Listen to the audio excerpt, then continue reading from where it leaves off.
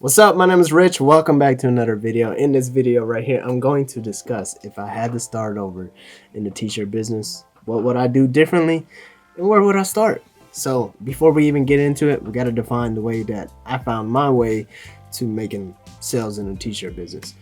First and foremost, I am nowhere near an expert at making sales. I'm nowhere near an expert in the t-shirt business. I'm nowhere near an expert in the t-shirt industry.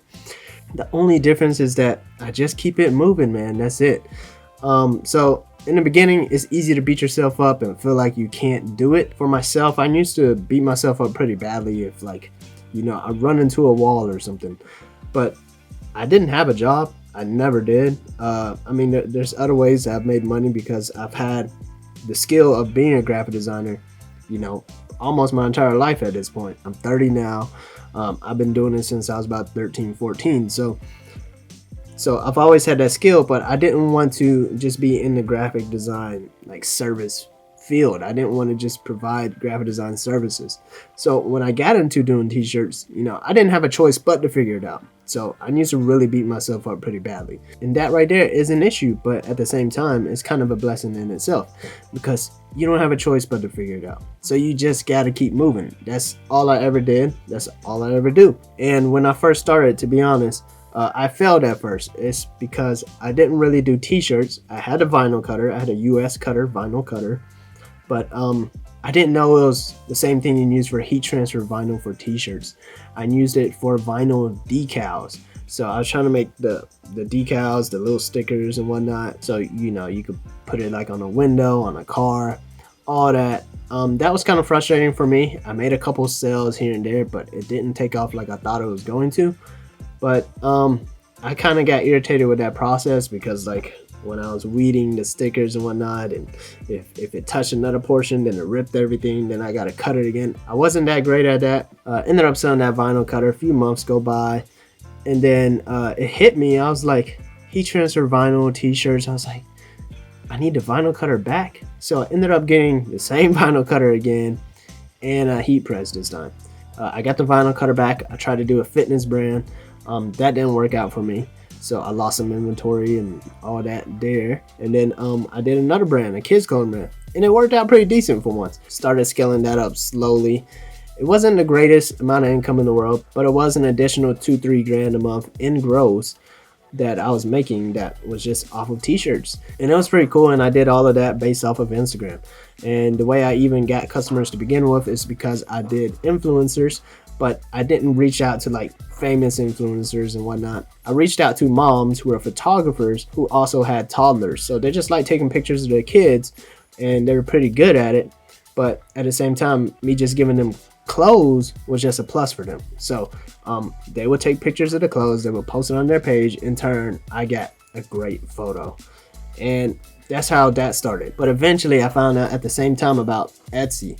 This was like 2014, 15 or something like that. I tried to post some of the brand clothes on there and it didn't work out. So I just started going on Etsy, seeing what other people were selling. And honestly, I just got lucky. It was like back to school season. I just posted up a school related t-shirt. And man, that was my first month selling t-shirts online. Well, not online, but on Etsy. And I did over $10,000 worth of t-shirts. And that blew my mind. From then on, I was just in shock. And from there, I just kept attacking Etsy, kept going and going, and kept increasing. And from there, I just kind of gave up on the kids brand because the kids brand took a lot of tedious work. I would do the neck tag label. I'd have to send it to the influencers. It was just a lot of stuff in comparison to doing t-shirts on Etsy. Just get the design on the shirt, ship it out. That was it. So eventually I gave up on the kids brand.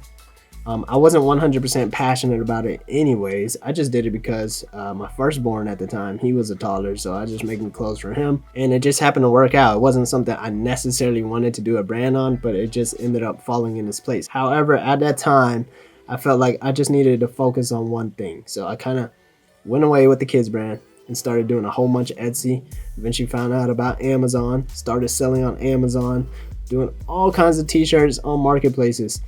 taking advantage of marketplace traffic, which is just like using the search engine. Because at the time, I wasn't an expert in Facebook ads at all, and influencing on Instagram only took me so far. So that's pretty much how I got my start and started making a decent amount of income.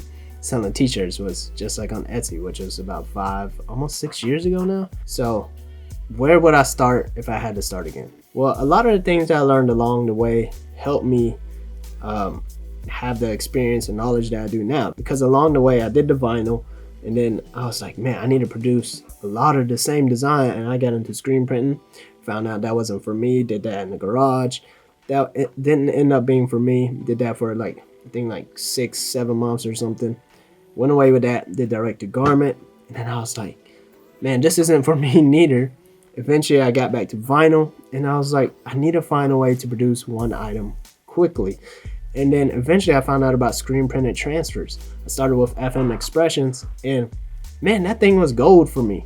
And it still is. You just can't beat 15, 25, 35 cent single color transfers. So if I was to start again, one of the frustrating parts was investing your capital into equipment when you don't really know if you're going to make sales or not.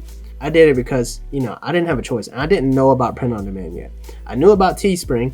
I sold some t-shirts through Teespring, but I didn't know that was like a thing. I still wanted control, and at the time Teespring, like, their profit was like awful, so I was making a few dollars here and there. And side note real quick, I did the same thing on Teespring. I'm Cambodian, that's my nationality, so you know, I did some Cambodian t-shirts, and I went to an Instagram page that was pretty popular for memes on the culture, and I paid them $50 for them to post it, and I did like $200-300 in sales. And I did similar things a few more times with Teespring, but I didn't really know that I was like considered print on demand. I didn't really understand it. I was just kind of winging it. But if I had to do it again, you know, I'd start off using like Printify or something, because the most important thing is knowing that you will get sales. It will suck if you invest your money into equipment, especially if you're still on the border, if you don't know if you want to be in the t-shirt business or not, and you're just like, let me buy this heat press, let me buy this vinyl cutter, let me buy this printer, it's gonna make me some money. That's not necessarily true. Just because you purchase some equipment, that's not gonna make you some money. You really got to understand how to get sales first of all, whether it's Shopify plus Facebook ads, Shopify plus influencers, or marketplace traffic like Amazon or Etsy, where you're posting products depending on what they're going to search for. So that's how you get your traffic on the marketplace. So the most important thing at first is getting those sales, whether you have the equipment or not. Just find a way to fulfill it first of all. So that way you can start with very low capital. You don't have to invest yourself into some kind of equipment as of yet. So use Printify, use like a local printer, anything. Just make sure whenever you sell something, you have a way to fulfill it. From there, after you get your first 1 or 2 sales, try to replicate what you did. Rinse and repeat. Do the same few things and try to get some more sales under your belt. Try to make it as consistent as possible. And once you start building it up a little more, then you can start investing in some kind of equipment, whether it's a heat press or a vinyl cutter or some kind of printer. Just invest in whatever it is that you can afford. You can start off with like a $200-300 Amazon heat press. There's nothing wrong with that. It's gonna make you your money for sure. All you gotta do is scale up, take a few small steps here and there. But before you purchase anything, make sure you understand the profit margins that you are going to gain by you bringing this in-house, and understand the fact that you will be losing time by you doing production unless you're already at the point where you can hire somebody out. But if you're just starting, understand the fact that you're going to be losing time by taking on this production as well. So whatever time you is putting into gaining sales, you're going to lose some of that time. And the amount of time that you put into gaining sales, it won't necessarily decrease, but if you lose your focus on that and just only focus on production, then you know you're gonna lack some sales. You're gonna have to go back and focus on that. So understand this: just because you bring in more profit doesn't mean you're gonna bring in more sales. You're gonna have to work twice as hard now. Now you're gonna focus on still getting sales on top of now focusing on doing the production. So that right there is the pro and con from doing print on demand versus doing it yourself. And like I mentioned earlier, that's also one of the things that I wish I knew about quicker was heat transfers. pre-made heat transfers from like 613 Originals, SupaColor, FM Expressions, whether you're buying it from somebody with a direct-to-film printer nowadays, since it's like the new thing right now. But I wish I knew about that earlier. Instead of me doing like 20 vinyl cut designs and weeding all of them out, I wish I knew about pre-made heat transfers beforehand, because they are a very cheap investment that saves you a whole lot of time and up your profit margins. Please invest in pre-made heat transfers whenever you see an item start to sell a lot. And I really mean that, because this is going to save you so much time, and this is still my goal till this day. Whenever I get a lot of sales, you have to invest in these transfers or go get it screen printed. But whenever you invest in these transfers, you have control. You have a lot more control. A lot of people always compare the time that it takes to make the transfers versus like you making it yourself. Say if I had a direct-to-film printer or a screen printed transfers myself, I can't afford the high-end equipment that's going to produce me 2,000 transfers within 2 days. But a company like 613 Originals or something like that they can get you thousands of transfers done within like 2 days and get it shipped to you. I always pay for 2-day shipping within like 4 or 5 days. So within 4 or 5 days, that's a reasonable amount of time for me to get those transfers on a t-shirt and get it to the customer. So a lot of the times I will state on my website or Shopify, Etsy, whatever, that it takes me between 4 and 8 business days to get the item shipped out. So as soon as I see something picking up on that first day, guess what? I'm ordering transfers, and I'm ordering a little extra than I should because it's pretty affordable anyways. It's pretty cheap. But anyways, I'm ordering a little more than I should. It's gonna take usually 613 Originals. I use them a lot because they typically get it out within 2 days. But as soon as I touch it, as soon as it's in my hands, I got a team of people pressing on t-shirts, get it out the door. So it will arrive within that window that I tell the customer, and it's printed on demand, quote unquote on demand, not like from a print on demand company, Printify or something, on demand like by ourselves. So it's already profit. I don't have an investment in any type of inventory. I also purchased the t-shirt, so I use Alpha Broder that's local to me. I can get it the same day or I can get it the next day. So everything for me is always for profit. That is one thing that I did right, I suppose, and I highly recommend it. I always get asked like, what color t-shirts did you start off with? What should I keep in inventory? Kept nothing in inventory.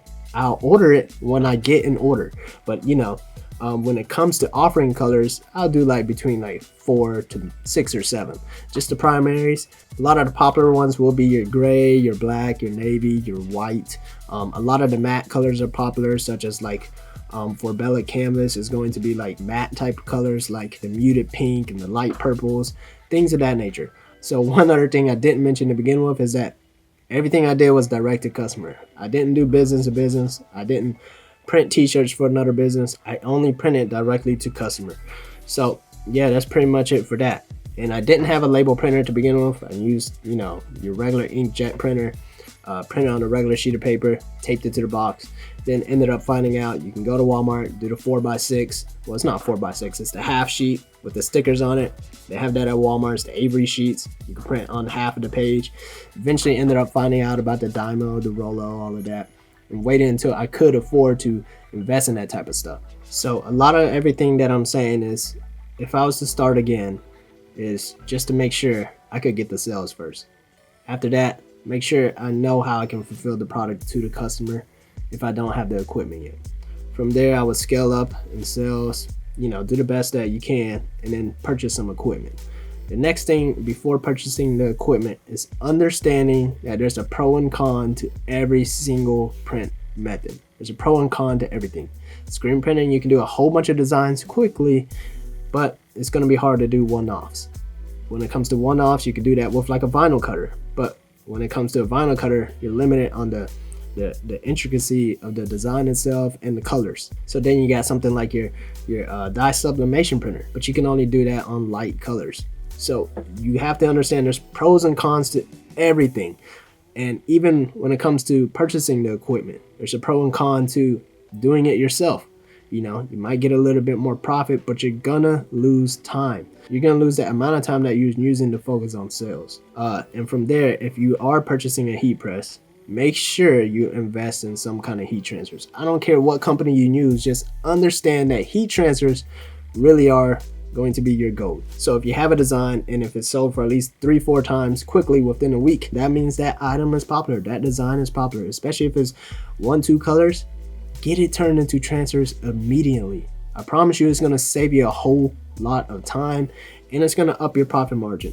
And the reason why I say 3 or 4 is because at that point you're doing about 40 to 60 bucks worth of sales, which is enough for you to be able to afford the transfers. Let's say if it didn't sell after you got the transfers, you'll have about 50 transfers or so ready to go, but you'll also be at a break-even point. That's okay that you made those 60 bucks, but now you lost the 60 bucks because you purchased the transfers, but that's your investment. Now you have that stack of transfers and it's so quick to get it done. You can even try to run sales on your items, lower the price. At that point, you can start doing those $9, $10, $11 shirts and try to rank that item back up into like the marketplace, at least for me in the marketplace. Try to rank it back up with the low cost, let it be your loss leader for a little bit, let the sales rank go back up just because it's so cost efficient and it's so easy to do and you're already broke even on it.